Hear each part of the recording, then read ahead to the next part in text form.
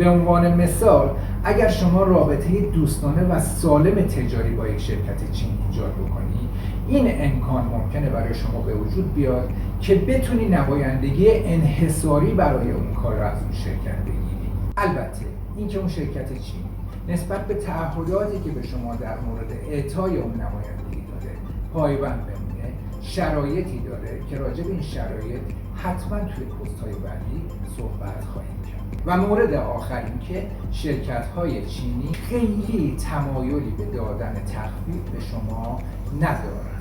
اگر تمایل داریم کالایی رو با قیمت پایین‌تری خرید بکنیم، بهتره که توی تعداد کالا با اونها جان زنی کنیم.